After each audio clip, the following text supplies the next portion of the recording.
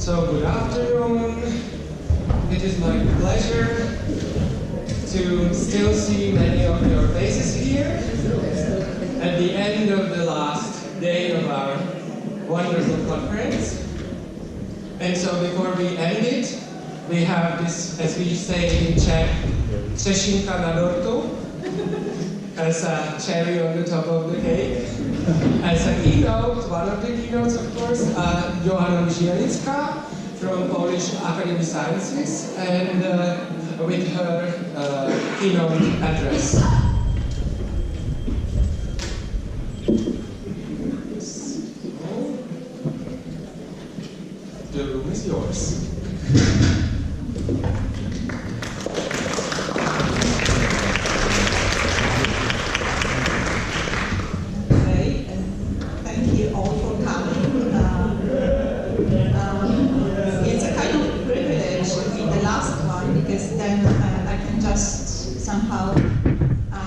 Try to summarize our experience during the conference, my experience, but I guess we shared the feeling that it was a wonderful experience.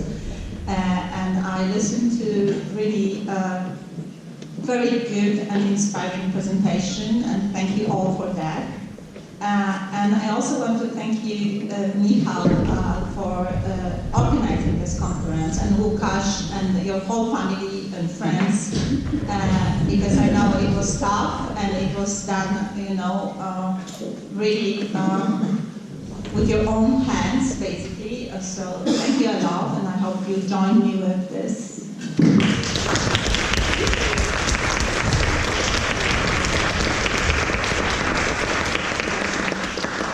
Okay, and before I start, I should explain that when I sent an abstract about my keynote to Michal, I thought about a completely different paper. And then I went to a seminar which I wrote in the paper I'm going to read, and I felt very angry, disappointed, and also in a way disempowered. And I thought that I would write about it. And then I started to write this paper for publication, which I hope will be published. But at the same time, I thought that it's good to present it to you. And I checked if it fits with the abstract, and it still fits. So it's good. But please have it in mind that it's more focused, it's more case focused. Than I promised in the abstract. Okay, and also when it's a first draft, it's a really work in progress. I know we all said it, but it's really like this. So when I read it yesterday, I discovered lots of mistakes in repetition. So please be aware of that. Okay, no. Recently, I participated in a symposium on queer reproduction which took place in Sweden. I was the only person representing Central and Eastern Europe, and I felt at odds most of the time because points I made did not fit into the general discussion of most of the discussion. Although there was a lot of talk about reproducing race and heteronormativity, particularly in terms of trans reproduction, there was none about privileges rooted in different geopolitical locations, which could go beyond Anglo-American and/or Western contexts. It seems that nowadays, Western academics dealing with queer reproduction often do not recognize how privileges are related to certain localities, and when they acknowledge this, the discussion operates mostly on the East-West dichotomy, where East means popular destination for gay men searching surrogates and lesbian couples to seek IVF treatment. And West means queer wealthy couples who want to reproduce. Of course, there's a lot of talk about reproductive justice and stratified reproduction in conjunction with queer reproduction, but most scholarship seems to operate on a completely different framework, taking for granted certain gains that queer people already have achieved in Anglo-American and Western contexts. In the whole discussion and criticism towards artificial reproduction, for instance, as a way to reproduce stereotypes and privileges, there is not sufficient reflection on the fact that the context and geopolitical location itself might be a privileged one. That the very fact that certain queer academics might be critical towards certain procedures used by queer people to reproduce is based on their privilege to have this right and choice to use them or not, to be acknowledged as a citizen who can reproduce and whose reproduction is not considered legal. Far too often, in academic discussion on queer kinship and or reproduction, there is oblivion that in some geotemporal locations, the notion of choice is far from the reality for most queer people. Of course, wealthy couples from Poland might go abroad and their effort means something else than those who live in Sweden or Denmark. First of all, they deal with a complete lack of legal and social recognition in their own country, which means that the parental rights of the co-parent are not acknowledged. In other words, there is a certain level of richness, wellness, like a queer inclusive legal framework, LGBT-friendly society, diversity of LGBT organizations, rooted in the very place of location from which one might start to think about IVF abroad. Additionally, potential queer parents from Poland have to think how to protect themselves against homophobia, transphobia, and non-recognition of their parental rights in a much greater extent than their Western counterparts, even if they can afford to go abroad and pay for the whole procedure, which already limits their numbers. So, differences in socio-institutional context, like restrictive legislation, lack of social and institutional support, national imagined ideas about appropriate family, shape experiences of queer parents, and in fact should always be taken into consideration while talking about queer reproduction and parenthood and queer kinship. This paper is based on findings of 2 projects. The first one was a Families of Choice project. I have presented the methodology and the project many times already. It was mixed method project. We used lots of methods. You can have a look at them and see. Also, you can visit our webpage, which is going on, and you can find all information there. Another project is Doing Rights project, and it's Erasmus Plus project. We are partners in this project. It's not a research project per se, but we also did some interviews with some professionals to get to know what kind of knowledge about LGBT families they have, what kind of expertise they have, and also how do they deal in real life with LGBT families, if they know any. And what is important, you can also have a look at the project on the webpage. It will be a slide about that at the end of the presentation. So please have a look. For instance, we developed a glossary for LGBT, for professionals working with LGBT families, which could be used. It's in 4 languages. Polish, English, Spanish, and Italian. So, because the project is run by Italian team with Spanish partners. I won't tell you about a Polish context because I think that there were lots of presentations referring to what is going on in Poland. The situation is not good, as you probably know it. No rights, no progress in a way. I don't like this IGA map because it's sort of hierarchized or put in hierarchy countries in Europe. But at the same time, we, as far as I remember, every year we got less points, which shows something. Okay, so I just want to sum up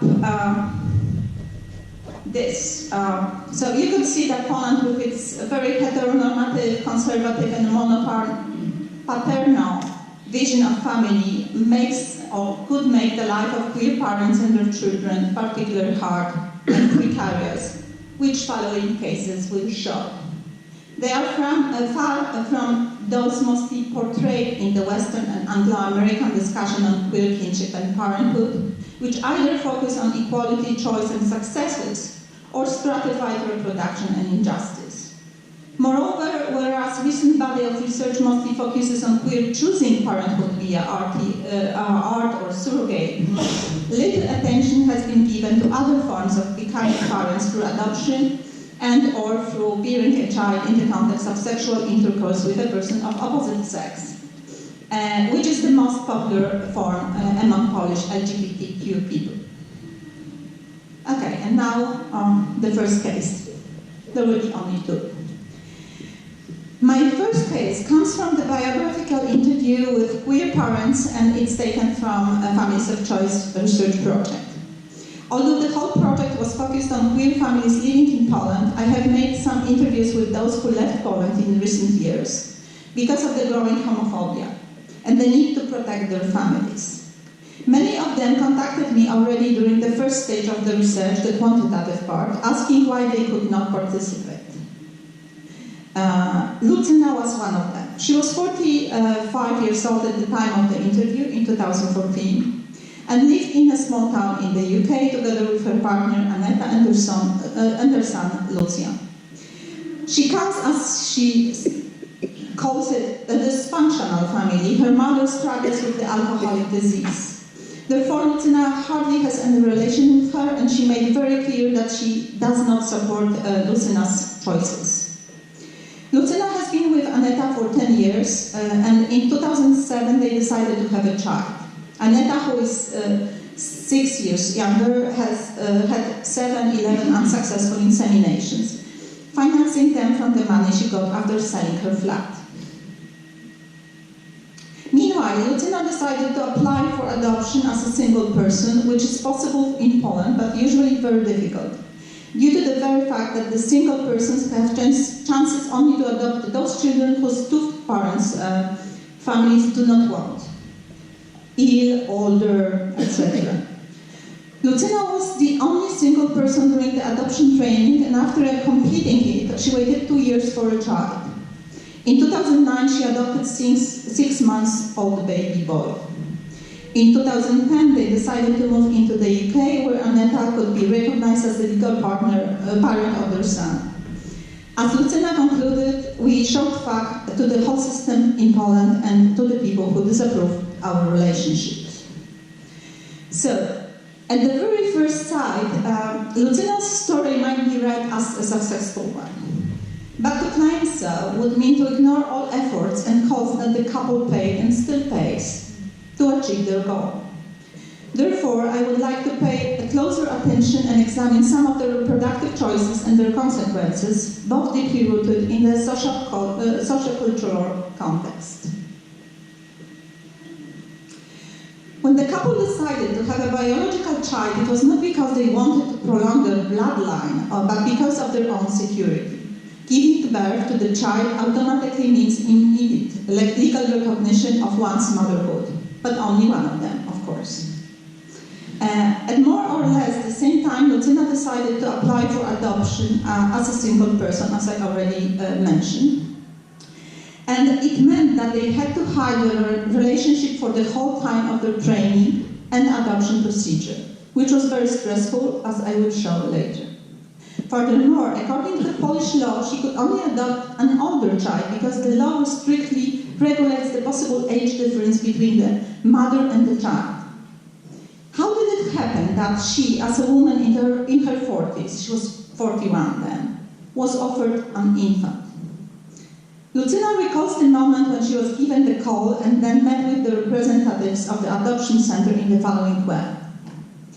I had a meeting with the director of the adoption center and she said, "Miss Lucyna, we got the good news that there is a child, but the bad news is that he is black." And I cried because I thought this is a consequence of my former unconventional choices and brave life, and I agreed immediately. Hence, the only reason that she was offered the infant at all was his skin color and the fact that 2 other heterosexual couples refused to adopt him. Then the social workers thought about her because they perceived her as a brave and strong enough. So, even if they perceived having a black child might be a problem, and already facing it because of the refusal by hetero couples, they considered her as a person who could cope with it successfully.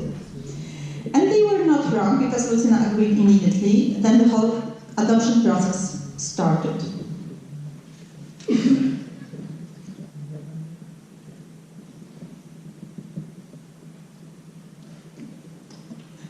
Lucian, that's how Lucyna called her son, biological mother was a Polish woman with 2 children and Polish husband, who had a short love affair with a Nigerian man.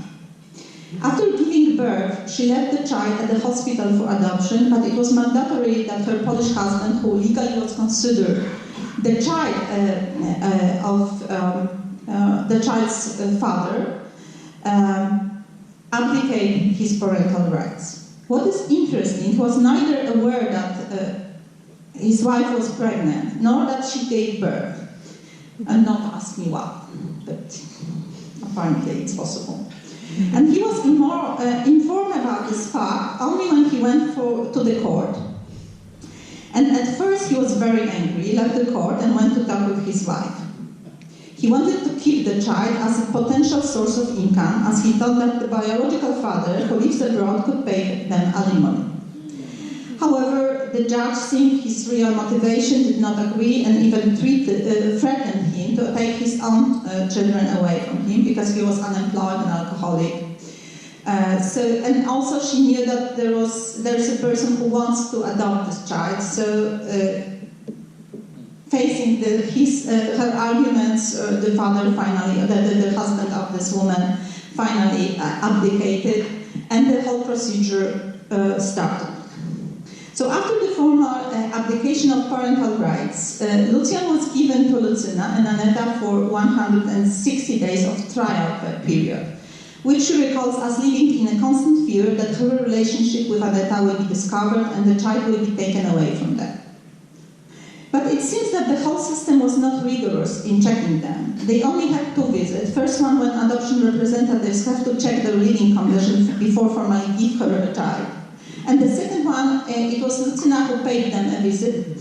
She went with the child to the adoption center to present their emotional bonds. She had very friendly relations with the adoption representatives, although she was aware all the time that if they knew about her relationships with Aneta, they would not have given her the child. The friendliness, as you see, stopped after Aneta and Lucyna left Poland and gave a coming-out interview to one of the Polish magazines. It must also be stated that the couple was quite well off in Poland. Both women had stable jobs, and they decided to sell everything they had and emigrate.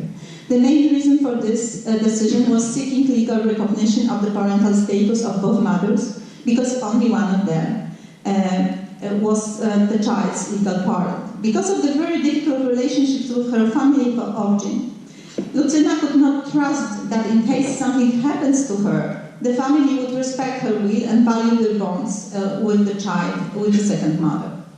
And many lesbian couples, as we investigated in the project, invest a lot in keeping strong bonds with families of origin as a way to protect themselves or write a legal testimony which could be a proof of their will. However, Lucyna's mother and sister both struggled with alcoholic disease, and she heard from them many times homophobic comments. Therefore, she had to find another way to protect her family and the best interest of their child.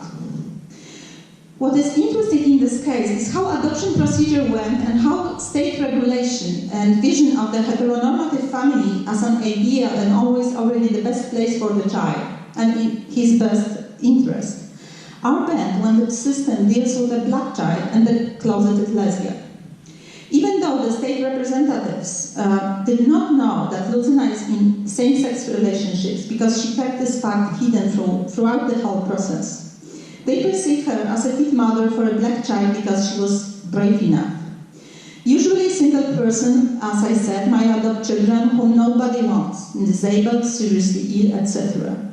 This means that in this case, blackness was treated as a serious defect of the child, one that prevented him to be adopted by a normal family.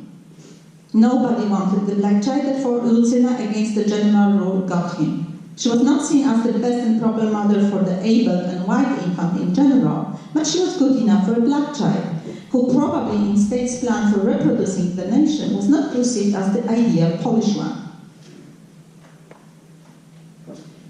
One might read this case through the lens of phenomenology of whiteness. The blackness of the child, the uncertainty, the discomfort and blockage of the flow of the procedure that he provokes makes visible what is usually hidden and taken for granted: regulatory norms, institutional habits, and the very foundations of their functioning, heteronormativity and whiteness.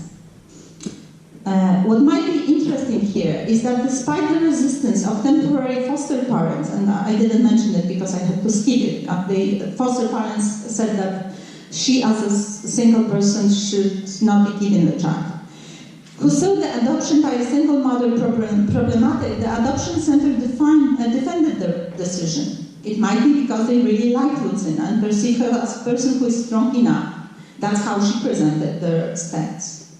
But it might also be because they didn't want to make further effort to find a child, a more proper and fit parents, as they would if the child was white. As Annette noticed, both bodies that are not white are limited in their reach, but it might be in this case that non-white body of the child limits the social workers, limits their possible choices and their efforts, obstructing the flow of their routine practices. It might be that they thought that Lucyna was strong and brave enough to carry the burden to bring up a black child in mostly white and not very tolerant towards any kind of otherness Poland. It might also mean that to give a black child to a white couple would make his adoption trajectory visible to all. He would be marked as adopted, never pass as their own. As Annette acknowledges, non-white bodies become hyper-visible in the sea of whiteness. Being a black child with two white parents in mostly white Poland could make him more recognizable as a stranger, more out of place at home. Their whiteness would forcibly render salient race and make him stand apart on their background, like on the accent center. His skin color would expose him as different, not theirs, and not Polish either. As single, paradoxically, Lucyna can pass as his biomother, while the father becomes unknown and stranger, which could make him at least half Polish. Of course, if the child was white, his entrance to the institution would go unnoticed and the whole procedure would have gone smoothly, without any problems. He would have stayed there only for a while, and probably there would be had been a line of potential parents who would like to adopt him. However, if the state institutions had known about Lucyna's relationship with a woman, the child would not have been given to her and maybe spent the rest of his childhood in the orphanage. There is a clear stratification of state's interest of reproducing the nation in terms of who can reproduce, but also who is the effect of an improper reproduction, as well as racist prejudices visible here. Lucian's black body makes him out of line, but also gives us as researchers, academics, different viewing point, an important lesson about privileges and the reproduction. In this case, it is clear that institutional habits reflect nation-state understanding of Polish family and citizenship as always already heterosexual and white. Some people are seen as better, more appropriate, and more deserving parents, and some family configuration as closer to normal because they seem more natural. A single person is good enough parent for a non-white infant, but not for a white one, whereas two same-sex parents are never considered as right, proper, and fit parents. Moreover, some children are seen as better and more deserving to parents than others. The state institution acknowledges the fact that a strong and brave enough person is needed to raise a black child in mostly white Poland, which tells us a lot about predicted difficulties in racism here. But it did not make an effort to find a child to strong persons to raise him. I do not intend to argue that a two-parent family is better than a single person raising a child. Contrary, I try to reconstruct and expose hidden institutional and state thinking about the best interest of the child, which is so often evoked in the public discussion about queer parenthood, in contrast to normal and traditional Polish family. Similarly to other Central and European countries, queer parenthood is portrayed in Polish public debates as the imposition from the decadent and secular West, therefore as foreign and dangerous to the integrity of Polish family, traditions, and nation-state. But there is more than above described attempts to reproducing the nation, because the idea who could reproduce and become a true citizen is reflected in the national legislation, which has cruel and had cruel consequences in the real life of queer families in Poland. Politics of location, to use famous Aldrin Bridge concept, and by this I mean lack of legal recognition of queer parenthood and queer relationships, and its constant demonization in hatred public debates, forces queer people who have or want to have children to hide, to live in a constant fear of being separated, to take matters in their own hands, and sometimes to decide to migrate. Lucyna and Aneta had to leave their countries, their jobs, their friends, and their home to be recognized as a family elsewhere. The price they paid is enormous. And then the second case. I was told about this case by Anna Mazurczak, whom I interviewed in Warsaw in 2018 for doing Right Project, to check possible good practices among Polish professionals working with LGBT families. Anna worked as a lawyer at the Office of the Commissioner for Human Rights between 2012, where from 2015 she was the head of anti-discrimination law. There she mostly dealt with cases concerning discrimination because of sexual orientation and gender identity. At one point during the interview, I asked her about the most demanding and challenging case she could recall. In her response, she told me a story of a trans man, whom I will call Konrad for the purpose of this text, who in 2014 was raped and got pregnant. He gave birth to a daughter due to cesarean section, and what is interesting, the whole medical staff was very discreet about this fact. Women on delivery room were not aware that the man gave birth with them. Moreover, the hospital did not have any problems to use his medical insurance to cover them for the procedure. Konrad was afraid that his case would go to the media, that he would become a sensation, Polish Thomas Beatty, and he wanted to avoid publicity by all means. He even did not go to the police to report rape in the first case, being afraid of sensation it would create, as well as the vengeance. So he was happy with the silence of the medical staff, and I will come back to that point later. He raised his daughter for 1 year and a half with the help of his girlfriend and his mother. Things started to go quite smoothly, except for one but very important thing.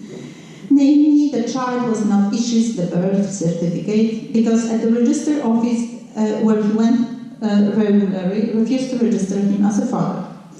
He was told several times that he cannot be registered as a father because then the child would not have a mother and the mother cannot be unknown according to the Polish law. First, the regular office worker had an idea to register him as a father and put his previous female name as in the mother's box. So they tried. However, it was impossible since all documents with his former identity and civil status had been destroyed. Then the boss of the unit said that the easiest way would be if Konrad would change his gender again, because then as a woman he could be listed as the child's mother. This was impossible not only because one cannot change gender whenever one wants, but because Konrad did not want that.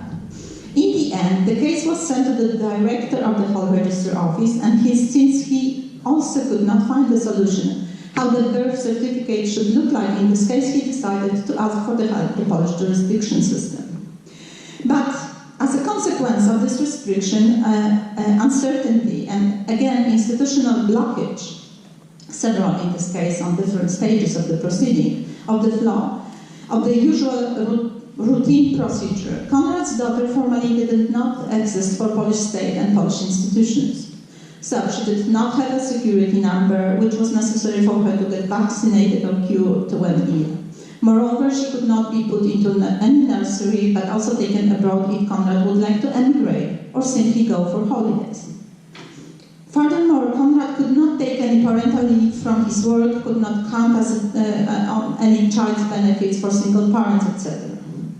So finally, the case was brought to court in 2015, and at that point, Anna contacted him and represented him, the person I interviewed. The case was very difficult because the public prosecutor decided to overrule the decision.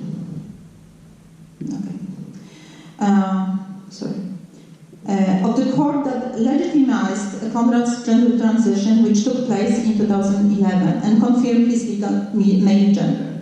She wanted to reopen the whole process of gender recognition. She argued that he gave birth, therefore he is a mother and must be put as a mother in the birth certificate. It is true that according to the Polish law, a woman who gave birth to the child is her mother. But it is also true that the reality of Conrad's presence questioned the conventional thinking about the correspondence between body parts, gender role, and parental status. But clearly, the prosecutor was not an open-minded and empathic person. She did not take into consideration that Conrad lived as a man for several years, and nobody from his social surroundings knew about his transition. Therefore, this overruling could ruin his life. In fact, Conrad was so terrified that the persecutor will reopen the case of gender recognition that he tried to avoid it by all means. He started to think that if he did not keep the baby, there would be no case. It was not her legal advice, but Anna knew he was right. Finally, he decided to give his daughter for adoption and went quickly through the sterilization process, which is not mandatory for trans people in Poland. As soon as he did it, the case was closed. During the third proceeding, the prosecutor decided not to overrule the final court decision, which stated that the gender recognition process was correct.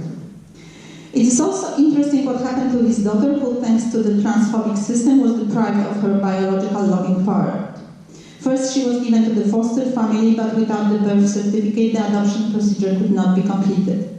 Finally, in 2016, the Court of Appeal decided to put Conrad's surname in the box of the mother with an annotation that the parent went through gender transition.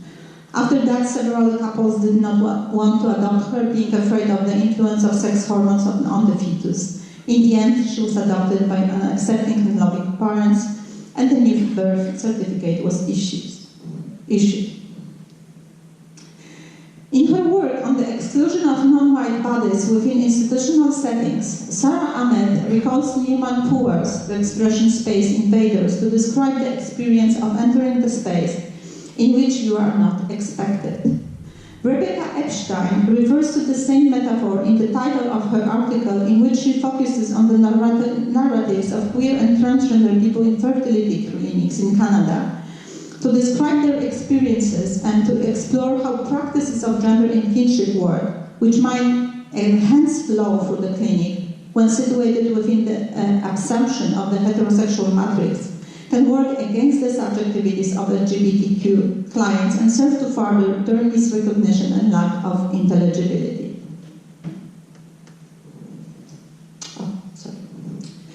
I think it is worth to look at Conrad's case through the same metaphor to identify instances of institutional blockages and processes of disorientation, which in turn could give us an opportunity to see the hidden and taken for granted rules, habits, and norms.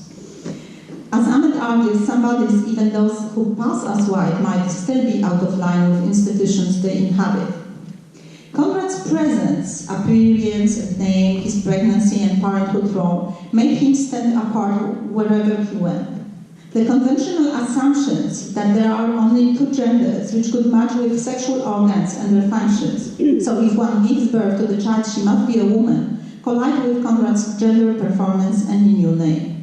Therefore, what Epstein observes in the context of the fertility clinic in Canada might also be true to some extent for representatives of Polish state institutions.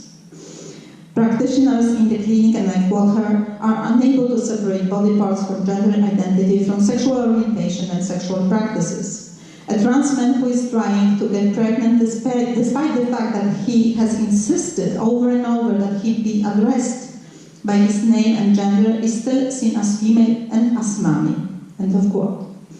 Similarly, representatives of different state institutions saw only one aspect of Conrad's personhood, read him against his will, and were unable to transgress their heteronormative and cisgender assumptions. The recurring misrecognition of him in terms of sex, gender identity, and parental status made the whole institutional proceeding very painful for him from the very beginning. At the hospital, the medical staff discreetly silenced his presence and made it invisible, not to disorient and shock other patients. So what Conrad saw as a discrete behavior might not serve to protect him, but prevent other female bodies from him and to support institutional likeness. At the register office, his presence obstructed the whole, usually quite routine procedure, but also exposed its limits, heteronormative and cisgender ideology on which it is built upon. I'll skip a part about cisgender because, of course, everybody knows what what is. So I won't read it. Okay.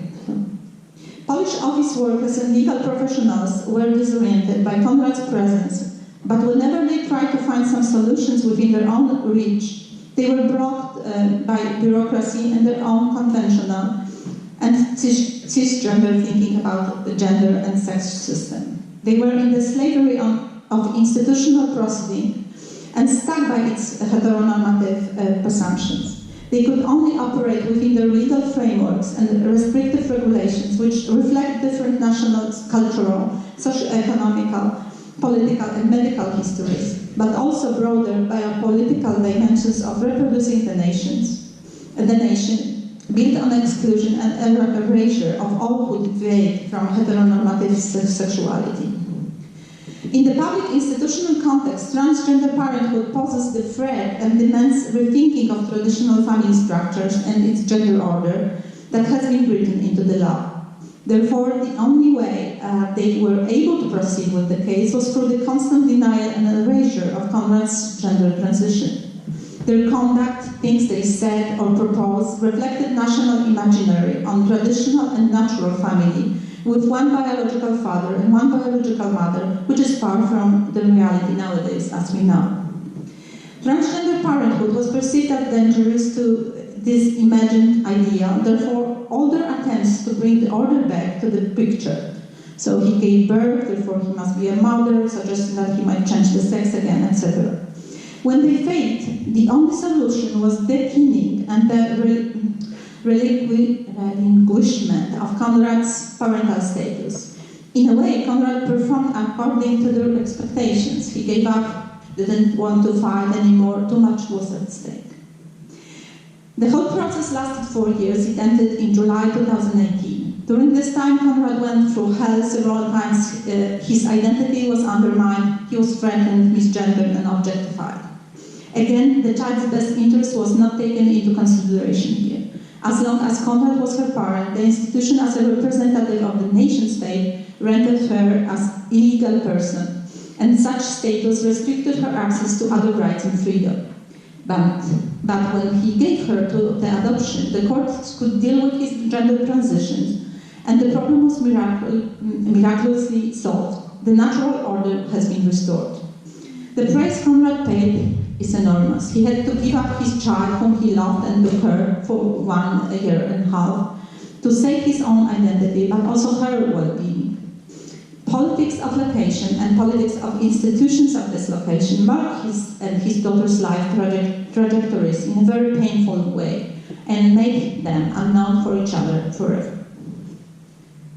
So to conclude, I have focused on 2 chosen cases of queer parenthood to demonstrate the complex intersection of states' understanding of proper family and fit parents, the best interest of the child, limits of its legal regulations, and materiality of living of queer parents and their sometimes stateless and illegal children. My main aim was to analyze what happens when heteronormative and cisgender logic embedded in state legislation is being questioned by queers who do reproduce and have children. How state biopolitics, with its normative family ideas, aims of reproducing heteronormativity and perception about gender identity, always stable and permanent, kinship, always already heterosexual, and proper parenthood, one known mother and one legal father, which strictly define which citizens can have children, are being questioned and experienced by different types of queer parents. I have also shown what kind of strategies they employ when they fight for the rights of recognition of their parental status as well as for Polish citizenship of their children. Some look for loops in the system, some leave Poland, some go to the court to win-lose, and some give up their parental rights in order to be whom they want. and make their children illegible. I have made the claim that their very presence exposed institutional and state conception about family, gender and race order, and understanding of kinship and parenthood. They reveal limits of its imaginary ideal model, which evaluates some people as better and more appropriate parents, and some family configuration as more natural and desired than others, therefore worth of state protection. Their queer, marginal, and stranger position is always already there, in the very court of kinship formation, haunting it, forcing to strengthen the regulatory power of the nation-state. I also want to emphasize that the state that does not only create the hierarchy of the sexual subjects and motherhood, parenthood, but also the hierarchy of childhood that depends on the way of their conception, art or natural, gender identity and sexual orientation of their parents, cis or trans, LGBT or straight, single or not, but also their race. Therefore, children of queer parents are often caught in between regarding their citizenship, status, and family law. Their belonging to the nation-state is being questioned, and their health, well-being, and life are not fully legible and protected. Moreover, their well-being is not taken into account in the whole discussion about queer parenthood, which focuses on the possible adoption of children by queer parents if Poland allows same-sex marriages. And it is depicted as the consequence of next step of the marriage. The fact that they are already within queer families and raised by queer parents is constantly silent, marginalized, and overlooked to strengthen the state ideological discourse about natural gender order and the traditional family. In the end, I would like to go back to the symposium on queer reproduction, which I mentioned earlier, because it made me think anew about differences in knowledge production and Anglo-American Western hegemonies on queer kinship studies, and whose voice matters and how. It seems that nowadays, recognition of queer marriage and queer parenting, with its own consequences in the form of discourse of choice, are taken for granted, although there are still lots of countries in the world that do not have them, and where queer reproductive choices are limited. Whereas almost all presentation during the symposium dealt with consequences of having those rights, shocking for sperm, and as its consequence, reproduction of some privileges, queer heteronormativity, fear of childbirth, to name only some of the topics. I talked about queer people who never had those rights and choices and fight with the whole system to defend their ways of living. Think about Lucyna's fear of disclosing, which later on, when she finally migrated, resulted in her severe depression. Look at Conrad's pregnancy as a result of rape. He decided to give birth and raise his daughter and was forced again to give her up and hand her into adoption for his own, but also her own state. They are not examples of choice. Neither do they present happy queer couples who reproduce. Both stories are full of sadness and sacrifices, quite heartbreaking. During the discussion on presented papers about queer parenthood at the symposium, one of the symposium participants made a very general and serious claim that information about one's reproductive genealogy should always be included in the birth certificate of the child, arguing that it will be in the best interest of the child. It was only me who opposed this idea because it seemed very scary from the point of view of geopolitical locations I come from. I explained that in Poland, the current government, who is against any forms of artificial reproduction, has already proposed something similar, namely that all children who were conceived thanks to in vitro should have this information included in their birth certificate. And Catholic priests and some conservative politicians publicly claim that those children are visibly different as they have a special flaw on their foreground because of being conceived this way. Therefore, they are very clearly marked. But then again, my point is not to prove that in locations that have much less protective legislation, it is dangerous or impossible to register anything, be it one's relationship or the child. Neither it has strengthened the tendency to orientalize Central and Eastern Europe as homophobic and underdeveloped other, which we proved with Robert elsewhere as problematic. My point is rather to be always aware of the place and politics of location from which one speaks to avoid false generalizations and exclusions, but also to be always reminded that history is not a straight line, moreover we do not follow the same steps.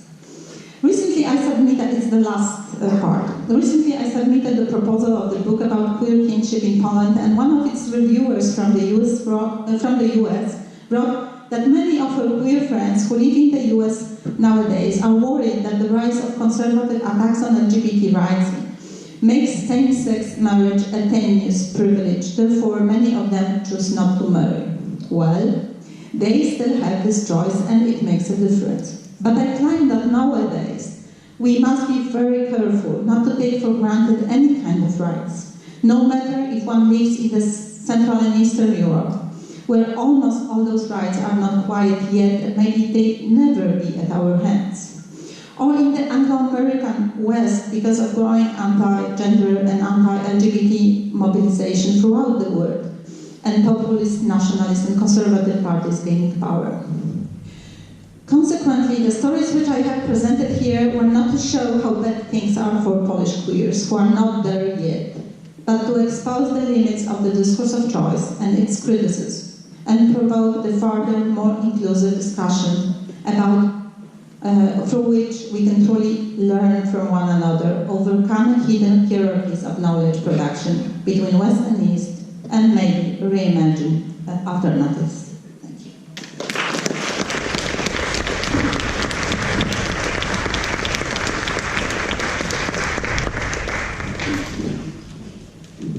Thank you, Joanna, for an excellent and very interesting and important presentation.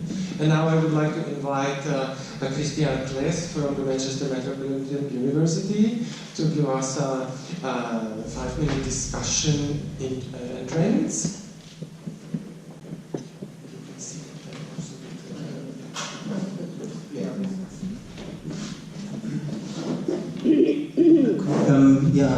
Thank you for inviting me to respond to Joanna's lecture, and I would like to thank Joanna for her rich and complex analysis presented in her keynote. And I will focus in my brief response on what I perceive to be key points and arguments in your paper, and hoping to flag up some points which we may want to discuss in the remaining time.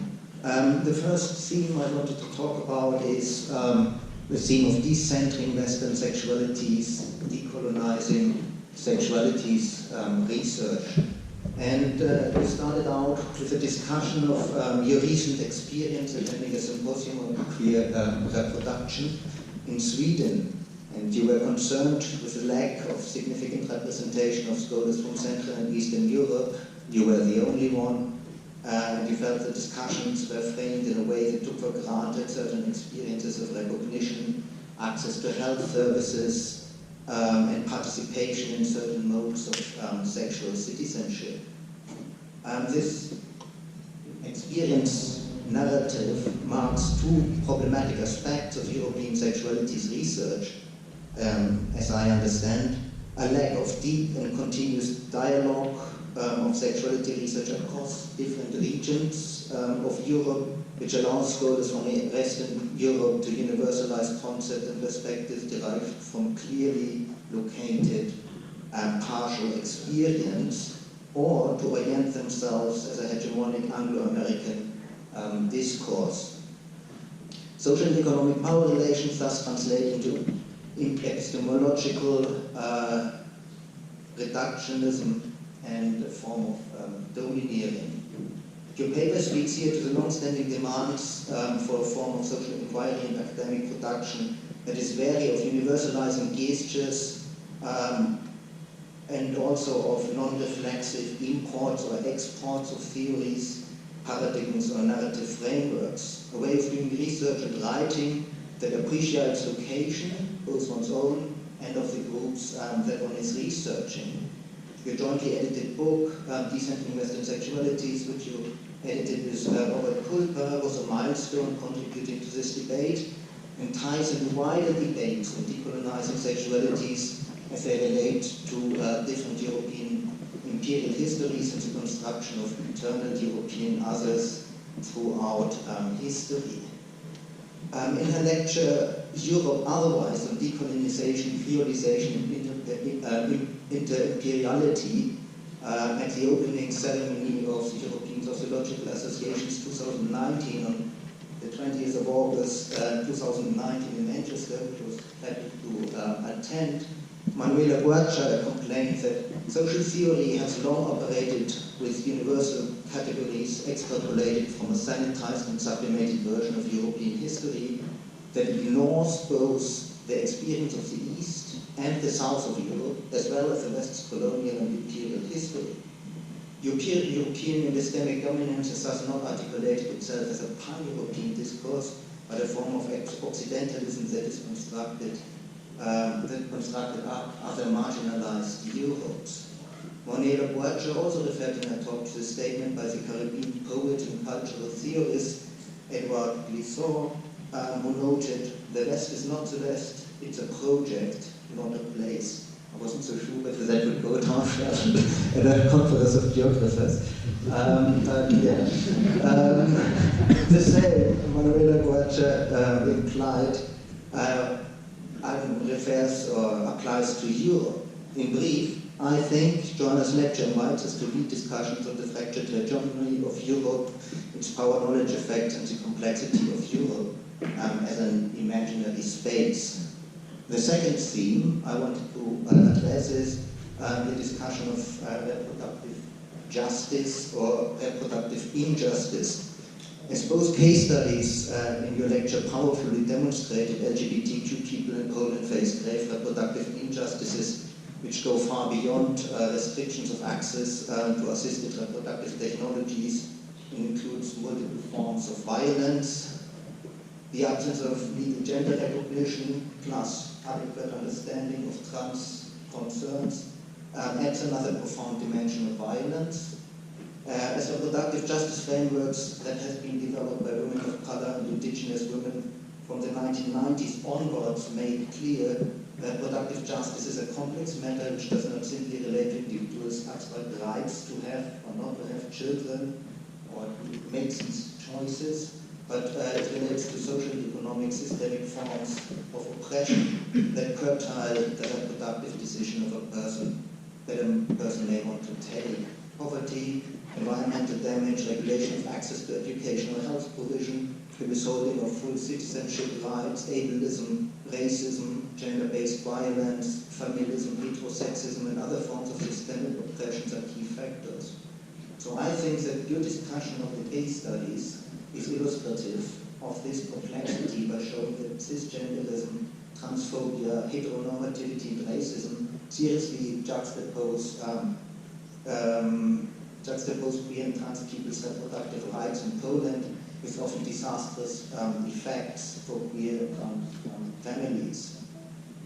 You also highlighted problems in the law and within modes of institutional habitus that curtail queer or trans people's access to assisted or experience of assisted reproductive technology, adoption, and forces people into fierce struggles for recognized parent status. Reproductive rights are the urgent and material requirement for sustaining intergenerational queer and trans kinship. It is also a key aspect of citizenship, sexuality, or otherwise. And I think your keynote reminds us of the contingency and vulnerability of reproductive rights if they have ever been realized in a certain context, as you pointed out, and the need to put a reproductive justice agenda high on our political agendas. And finally, and it is a really important point, I think, is that you remind us to inscribe children's perspectives right at the heart of our understanding of reproductive justice. So thank you for your rich keynote lecture.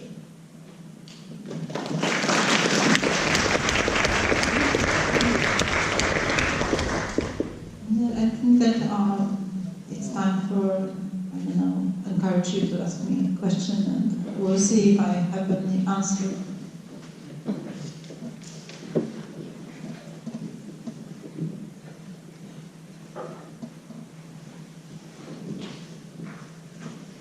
Thank you, Joanna.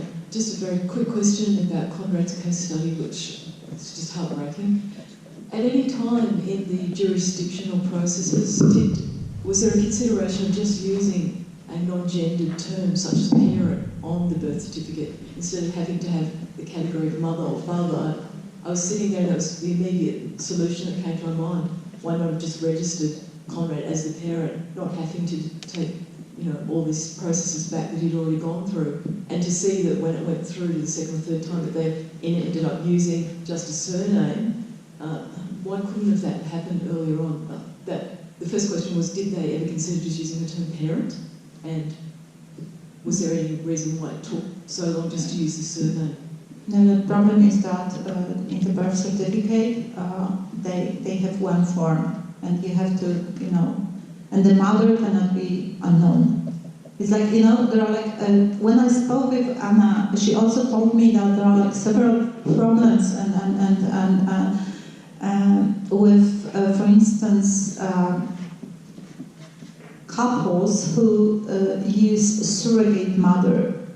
Actually, there was one case, she described it to me, but I also read about it in the newspaper, about Polish father who lived, who is a doctor in the States. His parents immigrated, and at one point he decided to have a daughter, to have a child, and he didn't have any partner at the time, so he went for surrogate mother.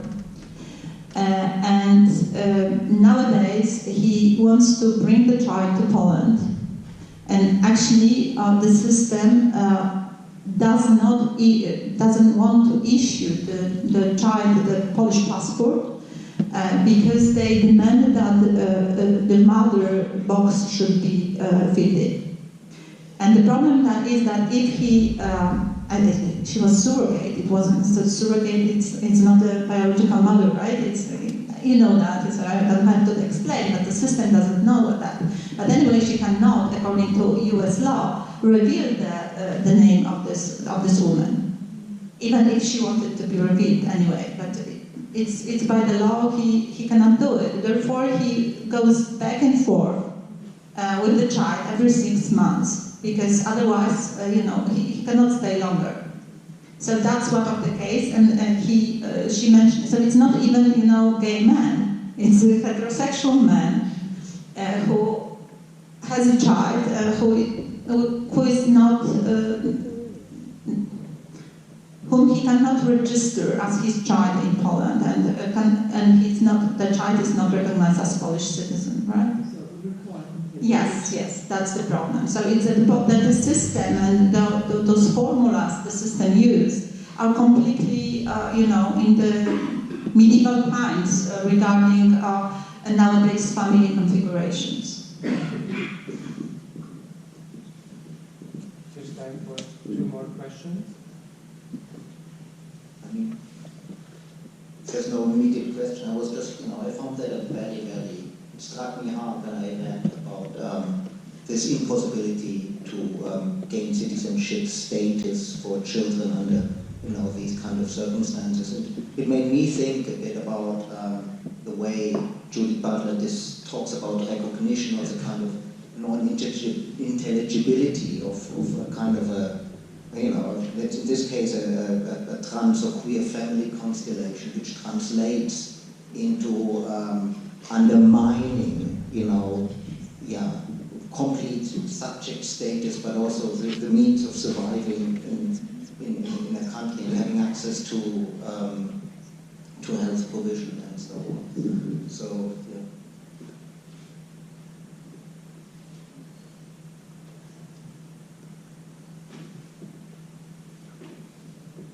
Any other further comments? So last. Well, I'm not sure if that's really a question, but it's deeply ironic. Obviously, this is one of the reasons why you raised, I think, the first case study. The deep irony involved in further marginalising all of the parties involved, which is clear contradiction of everything that the state claims to be trying to do. I don't really have a question, but it's just so, it just gives the lie.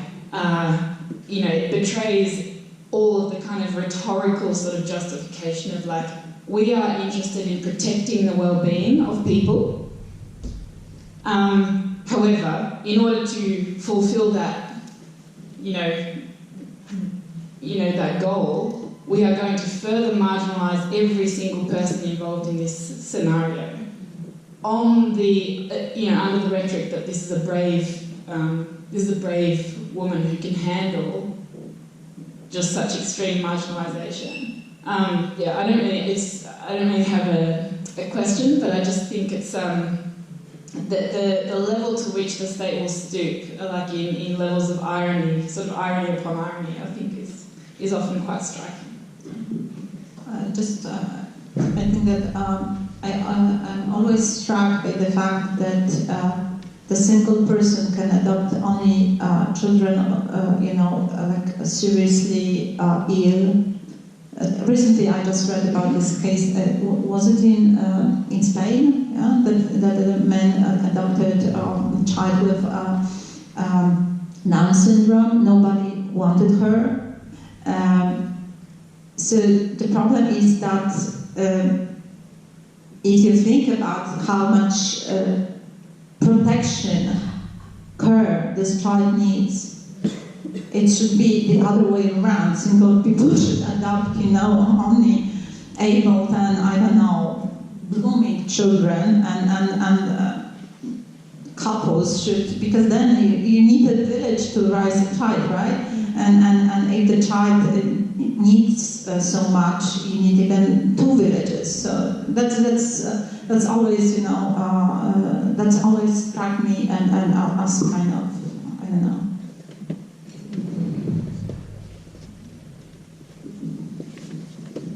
So thank you everyone for participating. Thank you, Joanna, for the discussion, Christian as well.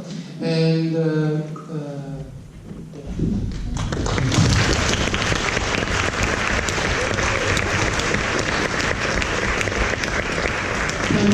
now I will just end the conference with a few words and a few moments of reflection.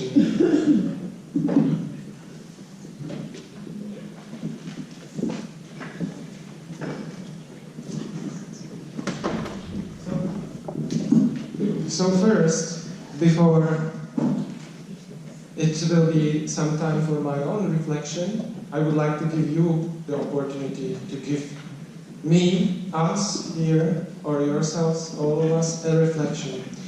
So if you have your mobile phones or smartphones or any other devices that are connected to the internet, you can find the website that is called www.menti.com. And just use the code now, 83416. I will do it with you. Say it again, please. Yeah, you should have it. Right? So there's the website up there.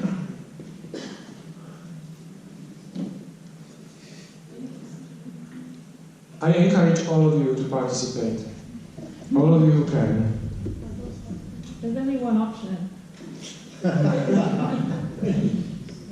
So you just enter the picture. Don't believe me, there is something more coming.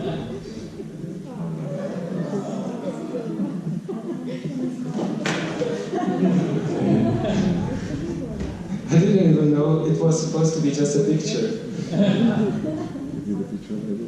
So now, I would like to ask you if you can give us a feedback and rate from 1 to 10 on these 5 scales.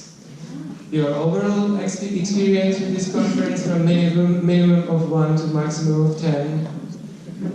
The session and discussion rating rating of the food and catering, rating of the networking experiences, and rating of the venue quality.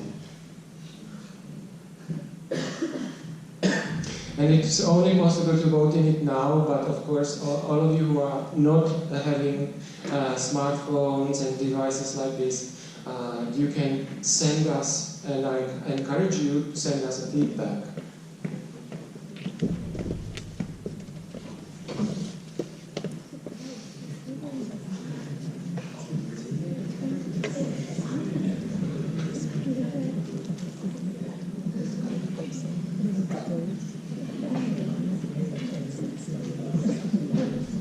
So I managed to submit mine. I will leave.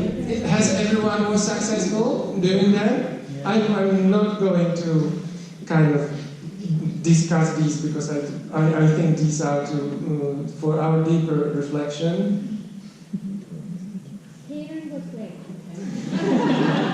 So can I move on? Is it okay?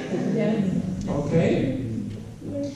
So now you have a chance to write your own feedback within maximum of 250 letters. Generally, anything what pops in your mind, what you think we should make better, or or if you want to organize this next time, that's definitely I would like find it. We will share it with the future organizers, of course.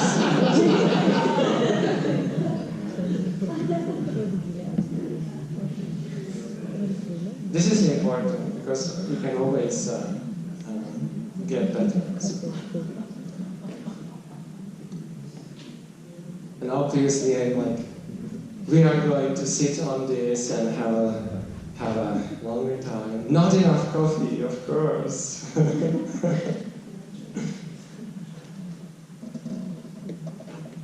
Lovely. You see 20 of 22. You're such efficient. So efficient. Thank you all. Thank you.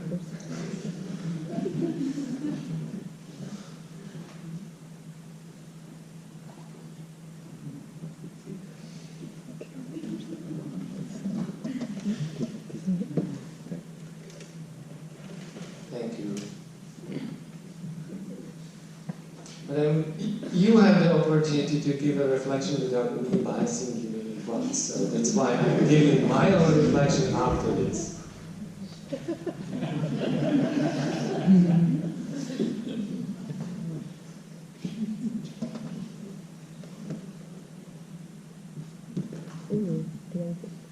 I read you.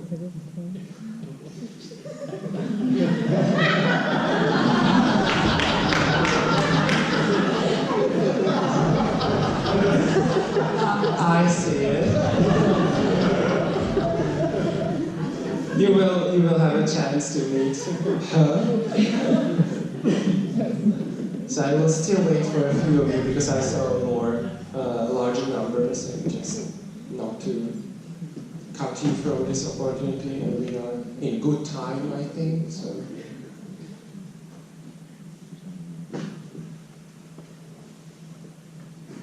Need stronger coffee, this is repeating. I'm always having a double shot, so yeah, I read you.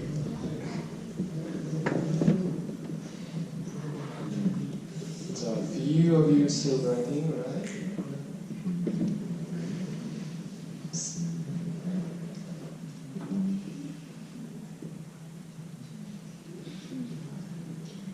So, do you need more time? No. No? Some are still writing, I can see some heads down, yeah. So, They're on Facebook. or other types of applications, right? Tinder, Grindr. I'm sure that's for sure Facebook, right? Okay, so is it okay for me to move on? Yes. Okay. So I want to just have a personal memory now. 2011, just a month before I started my doctoral research. I've attended the first fantastic conference of European Geographies of Sexualities in Brussels, where I presented my master's thesis, and these are my photo, only one of those, a few. So they are definitely not to represent the event. These are just like when I switched the button. But I remember how empowering that experience was, because I was not a student yet. I finished my master's thesis. It was on heteronormativity, so I had enough motivation to go there, and I got support from your network already. I got travel bursary. It was possible for me to participate at that event, and had I not been there, I would not be here now. It's only 8 years ago. So I want to acknowledge that personally. Then in Lisbon, in 2013, 6 years ago, I've met with organizers of the Lisbon conference, especially with Eduardo Ferreira, who several years later contacted me and told me, Michal, let's do it. You can do it. Don't you want to do it in Prague? And nudged me in Barcelona. But in between there was Roma, and I can still see the naked people and not finding the courage to join you. But it was a wonderful experience, and it again moved the discourse and moved the network a bit further. And thanks to your experiences that you shared with me, with our group, again, we could be able to make this conference. And in Barcelona, in Roma, I actually celebrated the finish of my PhD. So it was, I went there again. I wasn't a student once more. But I found courage to stay in the network, to be with you, and despite the fact that I wasn't employed, I didn't have, or not fully employed, and definitely not in geography, I didn't have any much support. I wanted to organize Central and Eastern European, Baltic, Balkans sections. And we had 3 sessions, and it was wonderful. We met with people, and then it was the time when Eduardo approached me and told me, Michal, don't you want to do it the next time? And then Maria, of course, and others. So here we are. We made it. This is one of the pictures from here that we took, and there are going to be much more pictures. So, in a way, I'm conflicted now between gratitude of being able to organize this event here at my former alma mater, and having the support, the silent support of this institution, so that the premises were allowed, so that we were here. But at the same time, it is for me so difficult to overlook and not hear the loud silencing, the strong feeling of the absence of people, of the local geographers and the local geographical school and those that we are trying to seek support of. I very much feel the presence of their absence. It would be difficult for me not to mention it here, because this is an achievement that we have made a big achievement. We are here. Most of us are queer. Sorry, I just had to say that. And we are making a statement to the discourse of local geography. We are trying to move the agenda. We are interdisciplinary. We are not insecure. We are I feel we do not feel anxiety with what we are doing. We feel joy. We are proud in what we are doing. When I'm here with you, when I saw all the sessions, I saw discussions, I saw exchange of thoughts, I saw care. I also felt comfort. I saw comfort in you. And I felt inclusion. Basically the opposite feelings that I feel when I'm being made invisible by others, by those who do not want to acknowledge that what I or some of you do is geographical or not geographical. Who cares? We can do it and we understand what we are doing and it has purpose. We have the purpose. We trust each other, we share, we assure each other we are interested in each other. So there are some things we still need to work on. Language barriers. I'm speaking in English, and I know that to fight English-speaking hegemony in academia is a very difficult process. Here we have so many languages in the Central and Eastern Europe, in whole Europe, in whole world, and still we have to somehow fight this. So you all can see what languages you speak. You at least can see it is at least a little bit more difficult to overlook this diversity. But it was not in power and resources of this conference to overcome it, because we simply do not have enough translators who would be able to translate those difficult new terms that we are introducing within our fields, that we are communicating with each other. And it's not only a matter of money, it's simply a matter of that we do not have a social capital for that. So, of course, we wanted to create a non-hierarchical spaces, yet still it's me here now standing, but I'm standing here because I feel that I just have to have some kind of self-reflection, because it is also a moment of pride. It's a moment of success. And we had 33 sections. We had 158 people coming from 34 states plus, because I was not sure if the post-print changes have acknowledged as well, I have to say it now aloud, plus Georgia and Malta, because these two, Malta probably does not appear on the map in our book, and Georgia is not stated, yet we have attendance from Georgia. And so I want to make it clear that we know about you and we acknowledge that. And lastly, because it's taking a long time and all of you have figured out that we like some kind of precision, that we are trying to not steal time from you, that to try to stick with some organizing.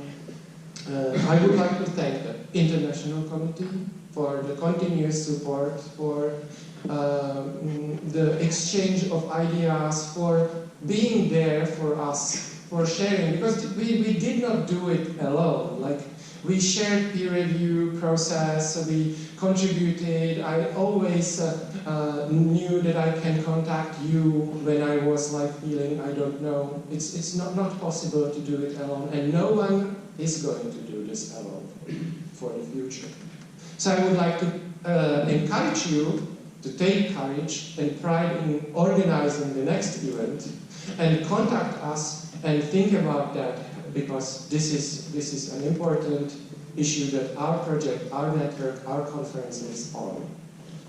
And of course, lastly, I would like to invite the local organizing committee, my family, my friends, and people who participated in this conference, and thank them for their support.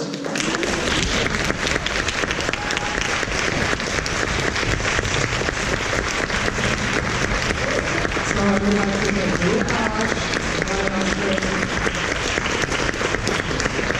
Stefanka, his mother, Joanna, Mirka, Martin, Milan, Stenka, and Paola.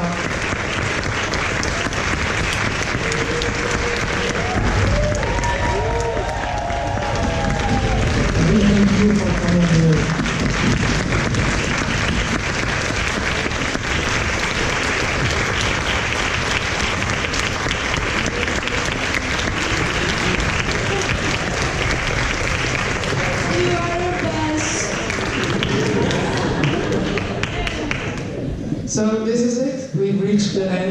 conference. We wish you all the best with your travels, and stay in touch. And those of you who are not traveling away until tomorrow, is there someone? Do we have some hands-on who want to maybe join us? Yes. Tomorrow in the morning we can meet at 9 o'clock, and so we can have a short walk. But those of you who would like to have a short walk with us can reach us, but I will of course understand.